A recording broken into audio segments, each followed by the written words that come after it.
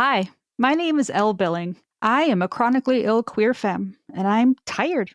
I'm here this episode and every episode to dig at the roots of our collective fatigue, explore ways to direct our care in compassionate and sustainable ways, and to harness creative expression to heal ourselves and to heal our world. Welcome to Hoorf, Radical Care in a Late Capitalist Hexscape.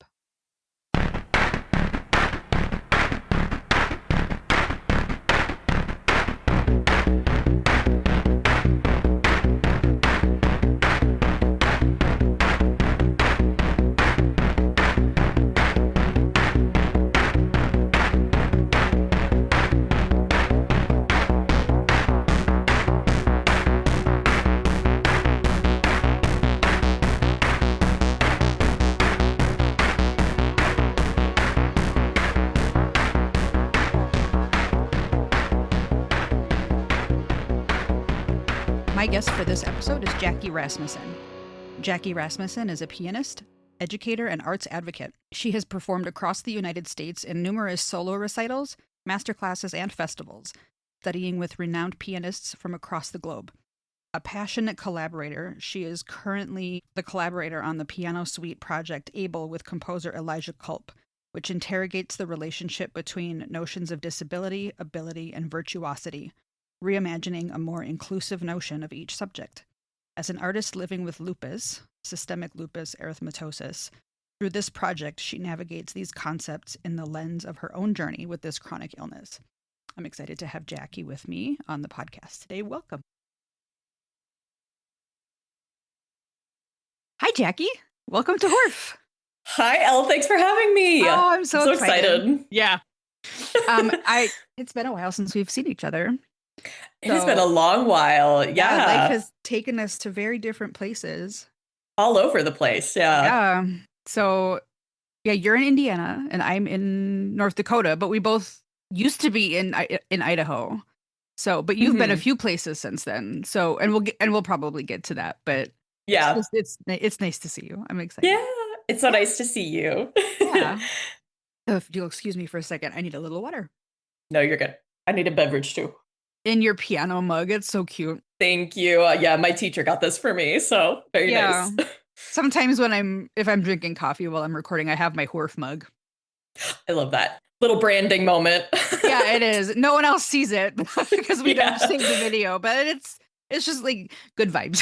Exactly, good vibes we're doing this. We're getting in the spirit. Yep.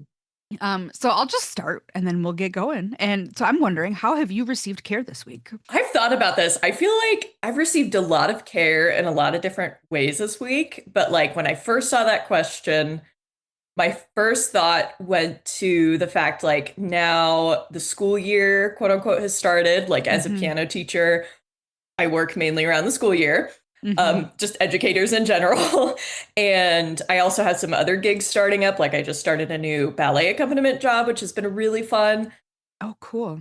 And then, I started teaching. So like now it's been from like calm of summer to much longer days.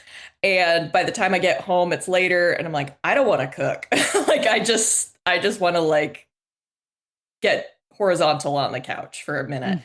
And my partner Peter has been cooking a lot of nights now, so like every time I come home it like smells like whatever amazing food he's cooking. Like my dog George comes to greet me, dinner's ready, the show's queued up. Like that's been the care I've received. It's just like a warm hug coming home. So that's lovely.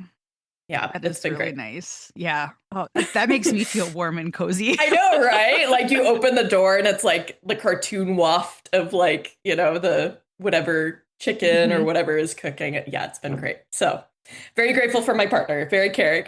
Is Peter teaching too? He is full-time video editing now. So okay. Freelancing that's for himself different. Again. Yeah. Yeah. Nice. Okay, cool. Just as some background before we get into some of the other stuff. You have lupus. Yes. Yeah. And you were diagnosed when you were 18? Yeah, 17, just about to turn 18. Okay. You were there. I remember you were there for all of that. Like I was. You saw all of that go down. Ooh, so that was intense. Yeah. Yeah, it was. So how does lupus impact your life and create like access barriers for you? Like how does lupus disable you? Yeah, it's Lupus is so interesting because it's so individual. Hmm. Like it's there's so many types of lupus. Every person is so different and like how their symptoms or whatever's going on internally, like it just presents so differently for everyone. So like for me, back when I was diagnosed, and like I'm sure you remember some of this, like Hmm. I had plans to go abroad the next year. I was going to do like a foreign exchange. I had like Yep. I'm one of those people, like I'm very type A as they call it. I don't know if that's like even a true thing anymore, but I like to plan things out like way in advance. And like Yeah. I'm like, yes, I know what I'm doing. I'm ambitious about it. Like this is how it's going to be. And then lupus came in and just like, nope, that's not how life's going to be. Um, so in terms of just how it's created barriers, like when I was first diagnosed, I had the physical limitations of like starting these new medications, having to rest more, having to, pull back from just things in the everyday life, like Hmm. really, really, really care for myself. Especially like after I was hospitalized for about a week and like Right. just recovering. But then it was also the mental and emotional care of like just grieving, I think, what I lost at the time, and then grieving what I thought my life was going to look like. And I think that like I've heard that experience from many other people who become disabled, like, in their teenage years or adulthood, but really any point in life. And so yeah, I redirected. I stayed in Idaho for a bit longer. It all worked out because then it I came back around to music. I don't know if that would have happened otherwise, and I'm really glad that happened. And changed my major to music while at CSI at our Hmm. local junior college, and then as I continue to recover, like I'm happy to say I went into remission for several years. So for the most part, like normal life, I feel like that doesn't normal doesn't exist. But like it was a normal quote unquote life for a while. And like I was really like I had a lot of energy. I was able to do most things I wanted. And then I moved to LA to study and finish out my undergrad studies. That was an amazing adventure. I was there for 5 years. And then I came out here to Indiana for my master's. And yeah, everything was going, I was doing my thing. I was being a pianist, studying piano, trying to finish up school. And I didn't manage my stress very well. That's something music students are not great at. We are not good at caring for ourselves at a general level, although that's changing. But last October, I started having pain in my hands again, and I thought it was overuse because I was playing really long hours. Like I was accompanying singers and other people and doing my daily practice, which for classical pianists, that's most often like several hours a day. Like Hmm. it's a rigorous schedule. So I thought, oh, I've been playing too much. So like I canceled rehearsals for the rest of that day. And like, I stretched, I did my things, and then it just kept getting worse. And then other symptoms started popping up, and I'm like, this is like new, but it's not. And then I went to go see my doctor, and then turned out it was a flare up because at that point I was on a really low dose of meds, being in Hmm. remission. And then it was just this continual, very like months long flare up. And it was like, it sucked pretty hard. And I even thought about like quitting my last semester or taking like a semester off because it was just so hard. So yeah, that's been a challenge, but glad to say recent months I've been doing much better. Like I'm about to come off of one of my meds. Yay. Yay! That's always like a little victory. I've It been back is. in the It is. gym, which is like a huge victory. Like I'm like, yay, I could like lift things and not, crumple in pain the next day. Like that's great. Yeah. Or Uh, overstress your body. Yeah. Exactly, yeah. So that's been great. Like I've been able to do more things. But yeah, just on the school things, like I just operate at a different daily level than a lot of my colleagues. And I've also had to like delay my graduate recital because of it, and that's fine. That's also like a normal thing in grad school. They're like, yeah, life happens. You're in grad school. Like it's a different stage of life. Like do what you need to do. But it's like on there's like the daily things and then there's the long-term things. There's the daily things of like, oh yeah, I can't just like hang out in the sun on the beach with my friends, like because that triggers flare-ups, like Hmm. UV isn't good for lupus. And then there's like the long-term things of like, okay, what can I do like career-wise with my music that's not gonna like immediately, destroy my body. So Yeah. those are some ways. I remember when you were first diagnosed and you were talking about managing your stress. Hmm. And I remember you having to cancel your study abroad. And I remember you had been learning Mandarin. Yeah, I was pretty intense about it. I'm just an Yeah. intense person, but like I was pretty intense about it. So Yeah. Well, I mean, and that's probably why we got along because we're both like super intense about whatever it is that we're pursuing. And I think that's a creative thing. I think yeah, that's just like a lot of creative folks in general, is we're just like, we like info dump on whatever it is that we're doing. Like, hey, you want to hear about this cool thing that I'm doing? Yes, yes, I do. exactly. Yeah. Yeah. Um, so what can you share about your experience about like the nexus, that intersection of disability and creative life? So like how those two parts of your life and identity influence each other. Yeah, I've been thinking about this a lot, especially with this recent flare up, because again, like I think for so many, what is it, being in remission for almost like 10 years, I wouldn't say I was living like an able-bodied experience, but Hmm. in some ways it was, some ways it wasn't. Like lupus wasn't as present in my life, even though, Hmm. I was on medications, I was still going to see my doctor. But I think over those years, and I think just, I'll say it now, like classical music world, they're making progress. Still very ableist philosophies that float around and literally centuries of those mindsets. So I think it's hard not to internalize some of those.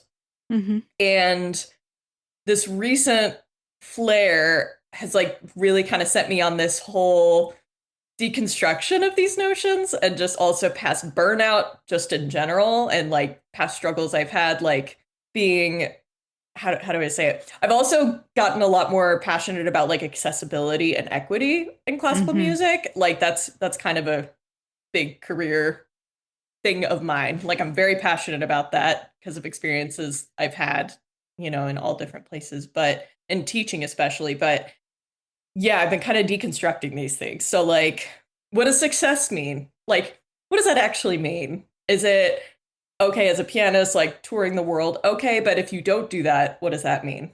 Is teaching still success? Is working a non-music job but still having music be part of your life? That could also be success. Like thinking through these things. I've been thinking through like the sick or overworked artist trope, and that's like its own discussion. Oh Like, my gosh. Yes. yes, yes, like I feel like there's progress being made, but like those concepts are just so persistent. Like, I still see it in conversations just in my classes, like at least in the classical piano world, like let's take the composer Frederick Chopin, like very famous composer. I think he died of tuberculosis, like many of his time, but he was very sick, and yeah, he was disabled, especially the last part of his life. And it's glorified in a really gross way. And of like, oh, his suffering, that's why the music is so good. I'm like, let's talk about that. What does that mean? Like, Right. yeah, There's I don't know if you're familiar with the comedian Hannah Gadsby, I'm not. I'm but not. in one of Hannah's stand-up bits, they talk about Hannah has a degree in art history Hmm. and lives with mental illness, and Hmm. how after one of their shows somebody came up to them and was like, well, if Van Gogh hadn't been mentally ill, we wouldn't have had the sunflowers or Starry Night. And Hannah's like, we don't owe you our suffering. Yes, like, oh my gosh, yes. Like, And like, yeah. but also the reason we have Starry Night is because Van Gogh was over medicated, and one of the what they were giving Van Gogh at the asylum causes you to see yellow and like fractalized. Like, Hmm. like, Hmm. but also we don't owe you our suffering. Like, you don't get to consume it. Yes. Yes. And like, oh my gosh. Yeah, I have on my bookshelf like a biography of Van Gogh, and I remember like starting even just the first chapter, I'm like, how is this like reflecting his legacy? Like, I wonder what he would think about this, you know? And yeah, and like I'm gonna get real piano nerdy for a second. So like Please do. a great example of this, like we talked about this in my piano literature classes. So Robert Schumann, probably like one of my favorite composers for piano, if not my favorite right now. He it's been I don't want to say assumed, or it's been like by historians, they think he might have been bipolar or schizophrenic or both. Like they assumed he struggled with that because of journals they've read over time. He kept lots of diaries and journals and letters to his wife, who was also a composer. And uh late in his life, the last few years of his life, he was institutionalized, which back then, like horrible, right? Like this is like Oh the my late gosh. 1800s. So yeah, but in a lot of his letters and in a lot of his music, he's designated two different characters called Eusebius and Florestan. One is like a thoughtful, introspective character, and another one is more like playful, unpredictable, and like in one way, like it can be a quote unquote helpful tool to know like musically, like how you interpret something or how you put together a piece. But at the same time, like it's again this glorification of like maybe he was struggling with these mental health issues, and like that wasn't the way that's been documented by historians, and the way we continue to perpetuate these same stories. Like maybe, and again, this isn't Hmm. this isn't for us to consume. This isn't for our pleasure. Like that. So that's something I've been like racking my brain around. Yeah. But and musicologists can probably speak more to that. But again, like it's like, okay, what story are we telling? So Yeah. How can we honor his experience without commodifying it? And exactly. yeah. Exactly. Yeah. Yeah. And I forgot what else I was gonna say. Yeah, I went on my little like nerdy piano Well, it's thing. great. It's great. Yeah. Yeah. Another nexus of like disability in the creative life, I think with this recent flare up, like kind of reaccepting lupus into my life, which has been an interesting experience. Like it's opened other doors I didn't expect. Like I got really into a practice called Alexander technique. It's like a physical approach. I don't know if you've heard of it. It's really popular among musicians. Hmm. But like athletes, dancers, other people use it. And but more than anything, what I've learned is just a practice for everyday life. It's a lot about like how do you use your body in ways that are helpful to you and like where you're at in this very present moment. And that's been like amazing.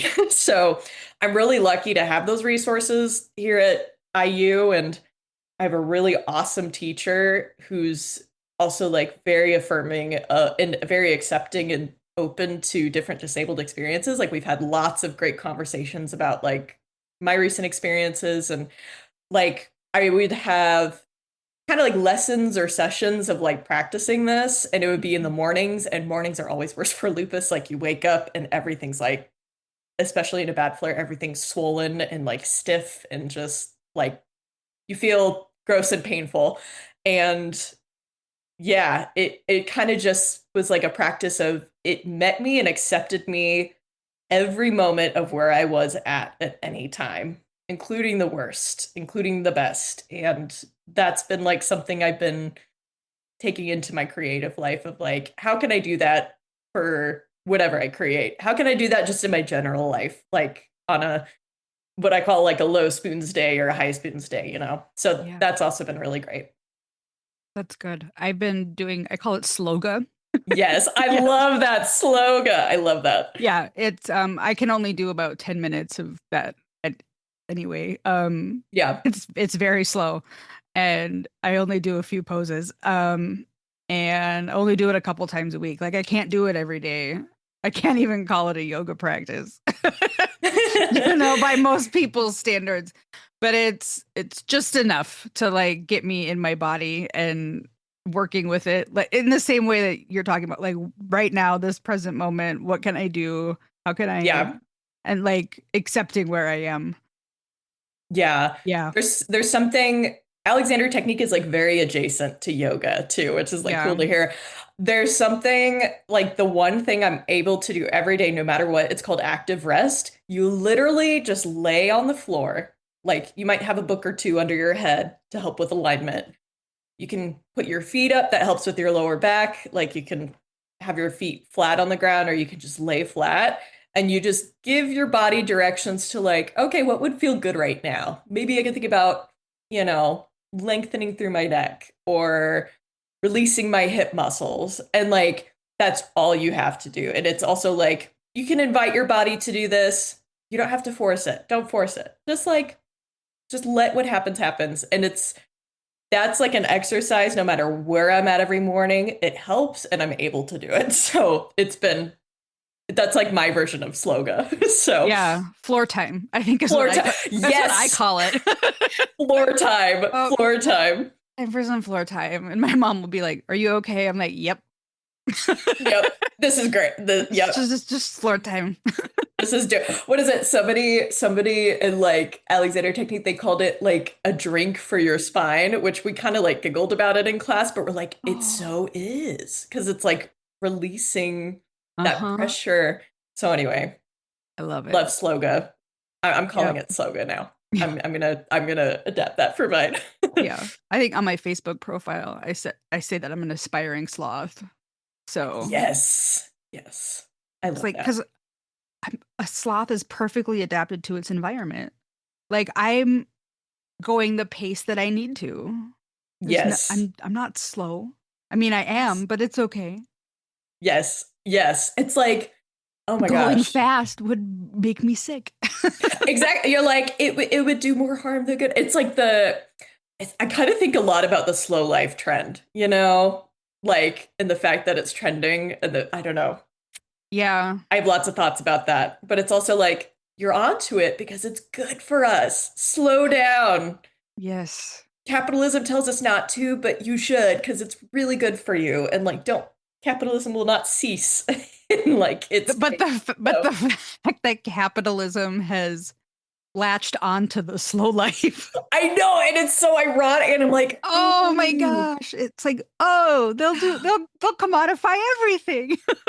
Literally, they'll package it and sell it on Amazon. Like, yeah, I think about it a lot. I think Yeah. about it a lot these days. Yeah. Yep. So, Yep. Okay, so speaking of like your senior recital and or your grad recital and all of hmm the thinking of disability and piano and things, you and another colleague hmm hmm composed a piece called Able. Yes. Yes. So I want to hear all about Able. Whatever you want to tell us about the composition and the recital and why it was important to you, what it was. Tell us all about it. Yes, thanks for asking. So it's actually a piece in progress. There's like Okay.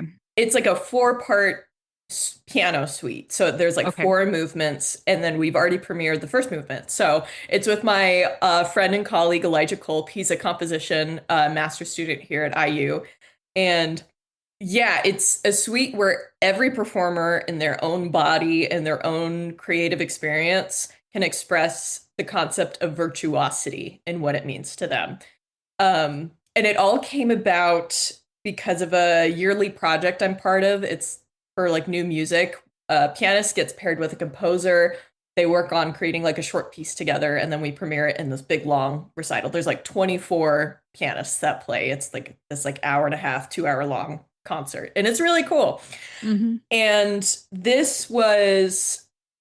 the concert was, I think, in March. And so you get ready like a few months in advance. You get paired with someone and you start working on the piece together.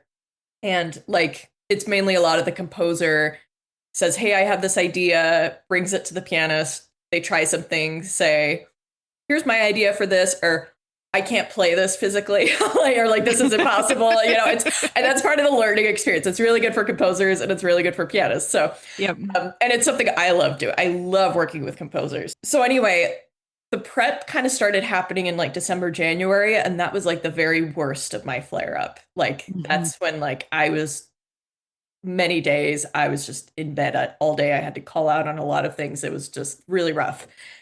And I knew that was on the horizon. I knew I just got paired and we'd have to start on this project. And I'm thinking, oh my gosh, can I do this? Like, am I going to have to back out? And I said, you know what? I'm going to take the chance and just like let him know what's going on, let him know what I can and can't do, and then just go from there and then just see what happens. So, and just be honest about what's going on. And at this point, again, I had been in remission for like 9, 10 years. Like, and it's very hard for me to be open about lupus in environments like that because, again, of the ableism. Like, you worry about, am I going to lose opportunities when people find out I'm disabled? Mm-hmm. All those horrible things.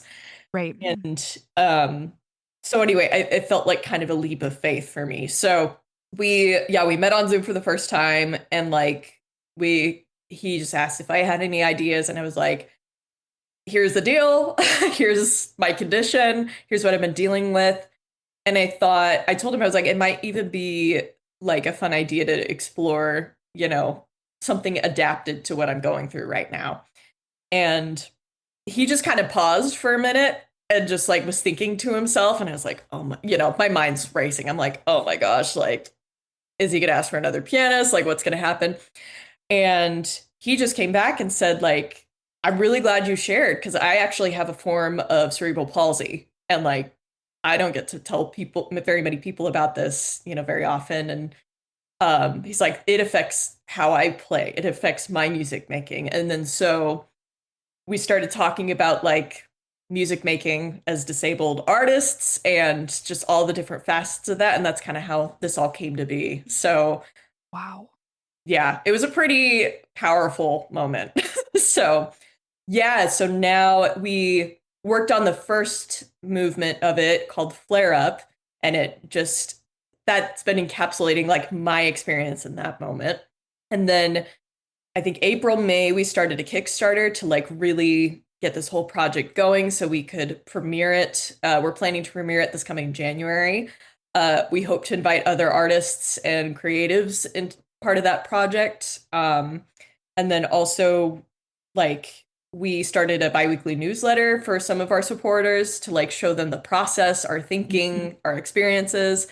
Um, and then, yeah, really make this a whole thing, like a whole thing. Yeah. And we're glad to say the Kickstarter was successful. So yay. but Yay. but yeah, it's been like it's been kind of trippy for me because like for so long I felt like I kind of masked my lupus. I didn't tell people about it out of fear of, losing opportunities. And now as I decide to be open about it, it's actually created more community. And I don't even know how many people reach out who have found out about the project and say, this is amazing. Here's been my experience. And I feel like I haven't been able to talk about it with people. So it's been pretty awesome for Elijah and I. Like it's been awesome and we're excited for the next steps. So That's really great. thanks. So you said that the way that it's composed is that every performer or any performer could what was the thing you said about virtuosity? I don't want to say it wrong. No, that's okay. We define our own virtuosity, like what that actually Oh, means to us. okay. So like in the piano world, when we think of like an amazing pianist, like what do we usually think of? A virtuoso. Right. Yeah. Fast hands, big loud chords, like big bombastic, really physically demanding things. Mm-hmm.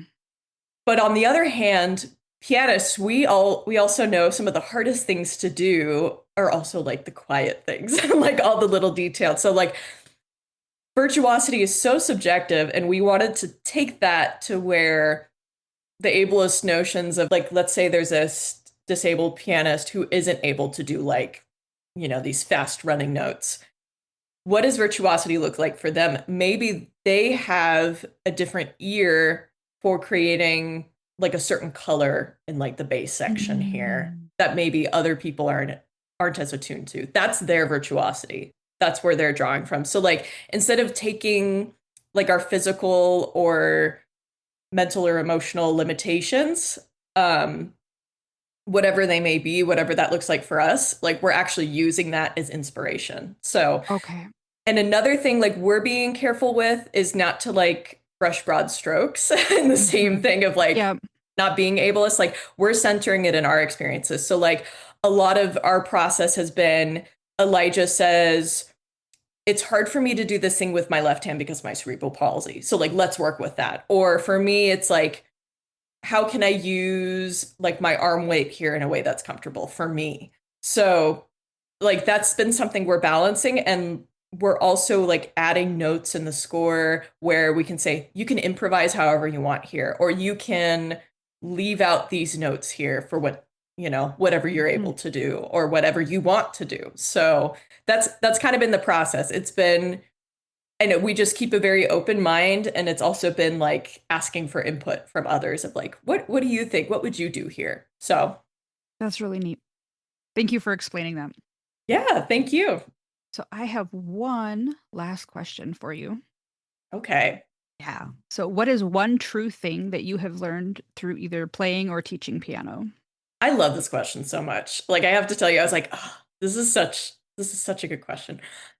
I think for me, through I call it musicking, that's kind of like a catch-all term for the making Yep. of music, making of art. Through Yep. musicking, for me, it's a constant discovery of like discovering and understanding ourselves and discovering and understanding others. Like it's connecting with ourselves, connecting in community. Like that has continued to ring true in everything I've done with this art form. So Mhm. that's been one true thing. And it's pretty amazing. I love that. Thank Thanks. you. Thanks for being here. Thanks for having me. And it's so good to see you. It's I good miss to you see you too. lots. Yeah. Where can listeners find you? Do you have social media where they can follow your piano journeys? Yes. So I have a website. It's Okay. jacquelinerasmussen.com. And I Okay. can send all this to you as well. Yep. And I'll put it in the show notes. Yep. Awesome. And then on Instagram, you can find me at Jaci Rasmussen Piano. And then I also have a YouTube channel. I'm going to make sure I get this handle right. Get all my handles. Yeah, and my YouTube channel at jacquelinerasmussen.com. So you can find me there. Perfect. Great. I will put all of that in the show notes so people can see what you're up to. Awesome. Thank you so much, Elle. It's so good to Yeah. see you. Thank you for being here. Thank you for joining us on this episode of Hoorf. To get the complete show notes and all the links mentioned on today's episode, or to get a full transcript of the episode, visit hoorfpodcast.com. Join the blessed herd of St. Winkus. By signing up for our newsletter, you can get Hoorf episodes delivered directly to your inbox. What's more, you get invitations to our monthly Coffee and Biscuits Chat, where you get to hang out with Ricki and Elle, talk about the show, and connect on the topics that mean the most to you. You can sign up for that at hoorfpodcast.com. If you become a patron for only $3 a month, you can support the creation of this podcast, help pay my editor, and join a community of caregivers out here just doing our best. Thank you again for joining me, Elle Billing, the chronically ill queer femme who is very tired, on this episode of Hoorf. Until next time, be excellent to each other. Hoorf is hosted by Elle Billing at Elle and Wink. Audio editing by Ricky Cummings at Ricky Poo. Music composed by Ricky Cummings. Hoorf is a production of Elle and Wink Art Studio LLC, all rights reserved. Hoorf can be found on all social media platforms at Hoorf Podcast, at HOORF Podcast.